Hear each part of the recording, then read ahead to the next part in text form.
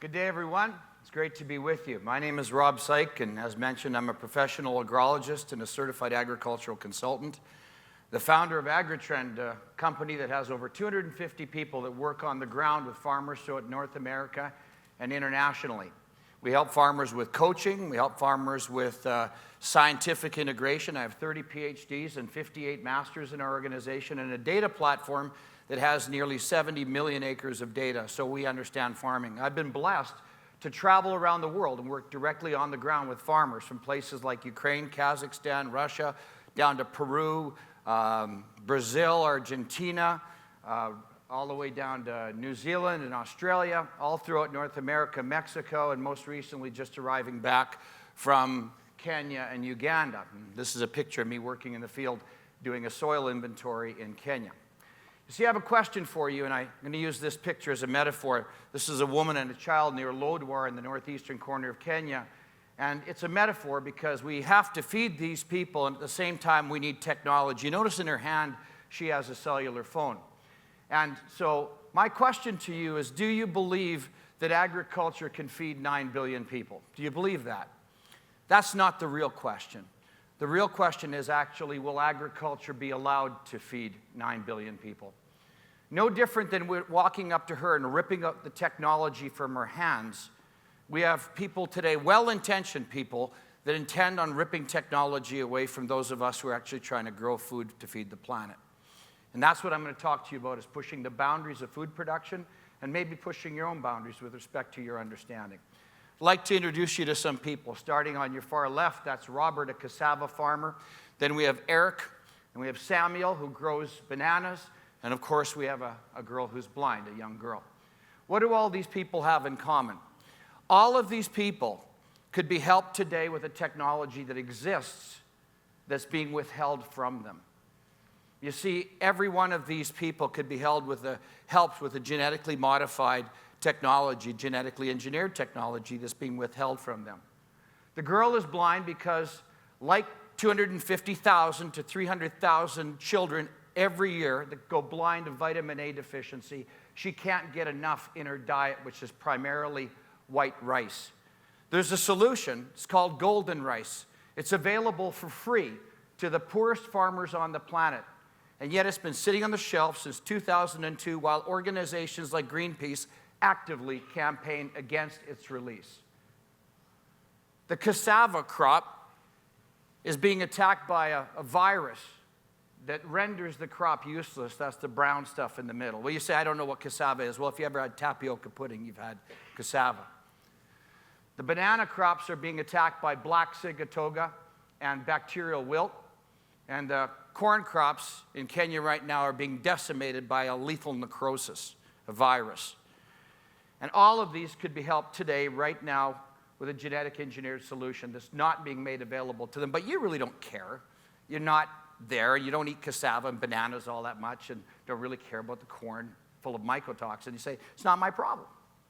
Well, you have a problem if you like orange juice. Do you like orange juice? How many of you enjoy orange juice? If you like orange juice, drink it now, because this year's Florida orange crop will be 20% less than it was the year before, that was less than the year before, because the oranges are being attacked by a citrus greening virus that's decimating the citrus groves, the orange groves in Florida. It's now moved into California. There is no cure. Unless we find something, we're hopeful that a genetic engineered cure will be available to it, which could save the orange crops, which coincidentally was the same cure that saved the papaya crops in Hawaii. You see, my concern is that fanaticism is causing suffering around the globe. And make no mistake, fanaticism has a lot to do with causes. Causes have a lot to do with money. You see, there's a lot of static out there, and most of you have been just hearing the static on this side, which is no, no, no, no, no, while the other side has been silent. I'm here today to share some information with you. We seem to have poor priorities. The Economist magazine says that in 2013, the number of children under the age of 5 years old that died of malnutrition was 3.1 million children. Dead. The number of children who died from GMO, 0.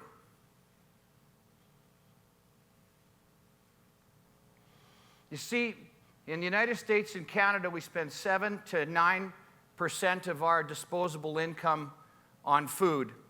In Kenya, they spend 45% of their disposable income in food. And it seems the less we spend on food, the more time we spend complaining about it. I believe that we are suffering from a first world problem called food paranoia. And we need to think carefully about this. I don't know how many of you have actually tried to grow 1,000 acres of canola, but it's hard work. If you punch in GMO images in Google, this is what you see. Now, I don't know what's wrong with these fruits and vegetables. For one thing, almost none of these are GMO crops. But maybe they're diabetic. Maybe they're diabetic. Because if you are diabetic today, or you know any relatives or friends who are diabetic, they are being kept alive with a GMO technology, GMO insulin. Humalog, Novolin are GMO technologies injected into their bodies every day, so they don't have to crush up pancreases from cows and cadavers and pigs, and they can have no side reaction. What are these people protesting against? Are they protesting against diabetics? Down with diabetics. Maybe they're protesting against hemophiliacs, because hemophiliacs too are helped with the GMO technology that helps to clot their blood. Do you think these people are protesting against that GMO? No. They're protesting against GMO use, genetic engineered use in food production. They're protesting, and their children are protesting. These kids on this step are saying, down with Monsanto. I bet you these kids don't even know who Monsanto is. Well, who is Monsanto? Monsanto is a $14.8 billion company that sells seed and crop protection products to their customers. Who are their customers? Farmers. Monsanto speaks positively about GMO technology to their customers. Their customers, farmers, represent less than 2% of the population, maybe 1.5% of the population in North America. Monsanto's a big company. Whole Foods is a big company. It's $13 billion. And Whole Foods speaks negatively about GMO technology. And they speak negatively about GMO technology to their customers, and their customers are the other 98% of us not involved in growing crops. And when I speak like this, they say I'm shilling. I don't sell fertilizer, chemical, or seed. But as I look at pictures like on the left, I'm wondering who's shilling for who, and how did they get their information? What's the difference between these two peppers? Well, other than 30 feet in the grocery store, the answer is $250,000. Because if you feed your family the basket on the right, which by the way is 65% more money, you'll spend an average of a family of four of $250,000 more to take your kids as they graduate from high school. That's more money you'll spend on groceries. My research has shown that we'll spend anywhere from 30 to 300% more on an organic food basket. And don't get me wrong, I'm not against organic food. You can buy it if you want to. But just because you can afford to pay 30 to 300% more to support your food philosophy, does that give us the right to condemn those who can't? Well, apparently it does. On November the 12th, the millionaire fashion designer Vivienne Westwood presented an anti-GMO petition to the British government. Afterwards, when asked, what are the poor people supposed to do who can't afford to eat organic food, she said they should simply eat less. Quote unquote. You see, I'm here today to tell you that I believe the anti-science movement is the biggest threat to global food security today. The voices of science are being drowned out by the voices of fear and paranoia. First world activism, and I would go so far as to say elitism, is hurting the poorest people on the planet, the Roberts, the Erics, the Samuels. If we are going to need science, we're going to need all the science, including GMO science, if we're going to feed 9.6, 10 billion people. And we should be celebrating agricultural successes instead of vilifying it. We should be celebrating the fact that you can connect. In this room, you can connect with local farmers that produce the food, and you could have a relationship with them, and you should celebrate that. You should celebrate the fact that you have the freedom to buy organic if you choose to buy into that, and good for you. Make no mistake, if the world went to organic food production today, you would have to say goodbye to 2 to 3 billion people on the planet. It's not able to feed the planet. We should celebrate fertilizer. Take a deep breath with me. You just breathed in 78% nitrogen. And it's the Haber-Bosch process that's 101 years old right now that produces fertilizer from inert nitrogen that we breathe and fixes it into fertilizer. And it's estimated that right now on the planet, every single human being, every one of you, owes at least half of your protein in your body to fertilizer. And if we didn't have fertilizer, we wouldn't be able to feed the planet. We should celebrate pesticides.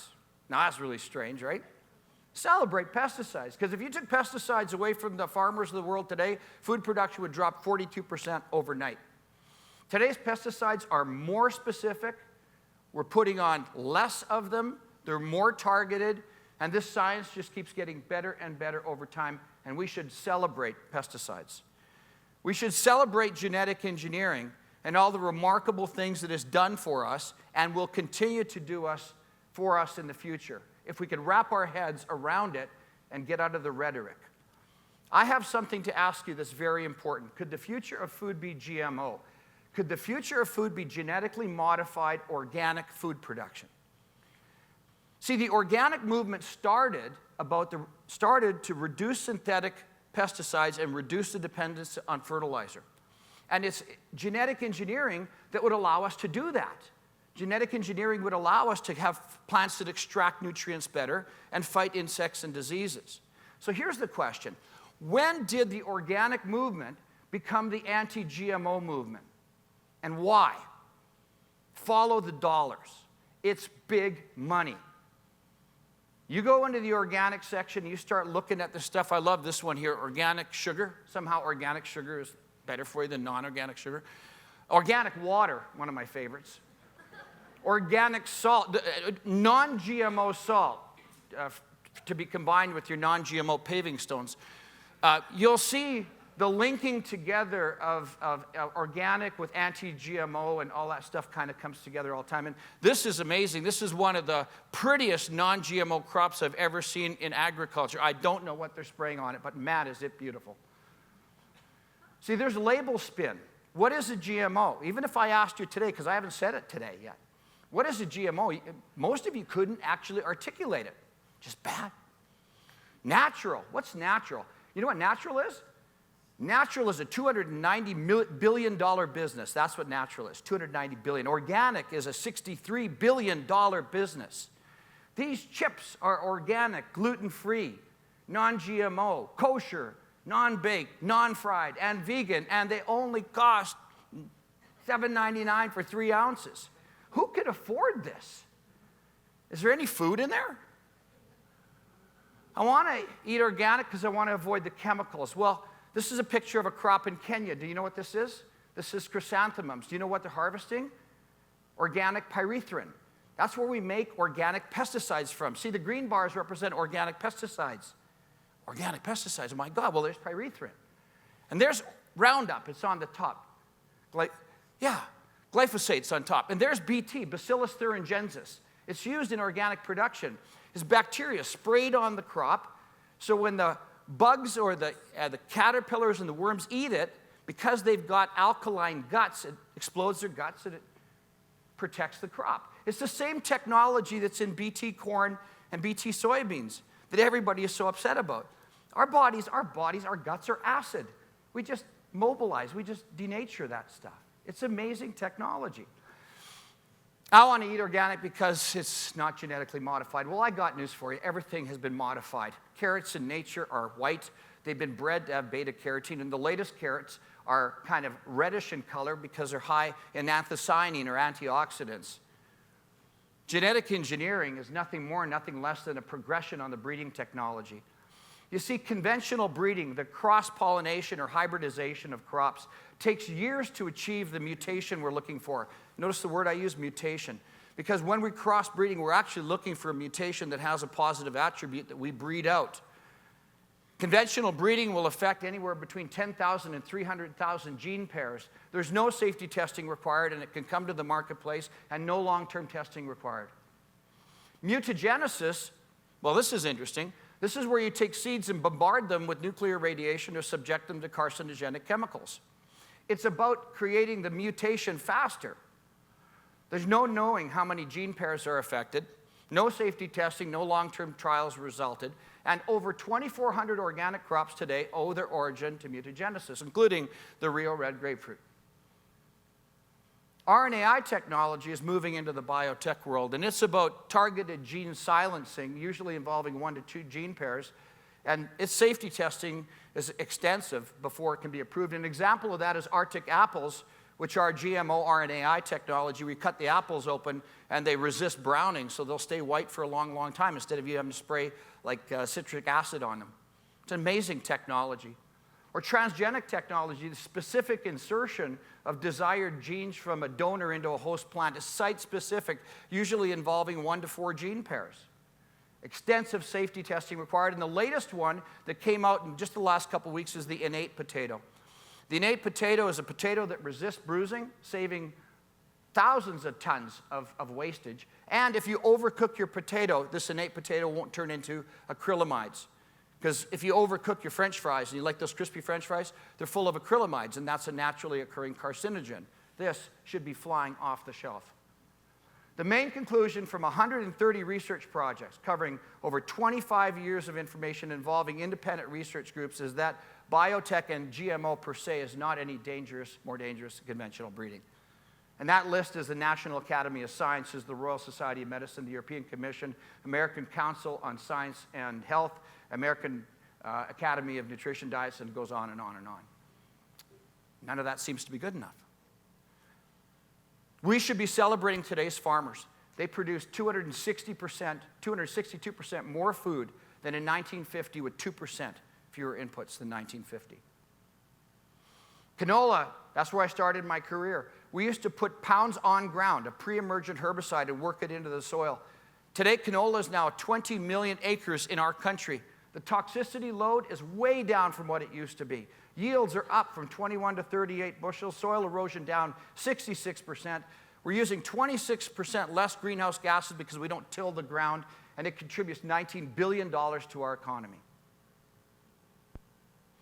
Ontario data is pretty good on herbicides, so I had my researchers pull some data. You see, Ontario cropland hasn't changed. Crop yields of corn, though, have gone up from 92 to 156, or 69% increase, while look at the load of herbicides. Herbicides has dramatically dropped, and this includes Roundup. In the United States, I had some researchers pull data out of the US. Herbicide use is way down, and what you're looking at here is organophosphates and carbamates. You take away BT technology, these ones are going to go back up again, and these ones are toxic, way more toxic to people, the environment. Corn yields. This is the American corn yield. Since biotech has been introduced, it's gone even more exponential in terms of growth, and the world record this year for corn yield was 454 bushels an acre on corn. European Union doesn't have GMOs. Their growth rate of corn yield is much more linear and much lower than our yield in North America. And look at South America. I was just down in Brazil. Brazil corn yields have increased 400% with 43%, only 43% more land. 400% with only 43% more land being used.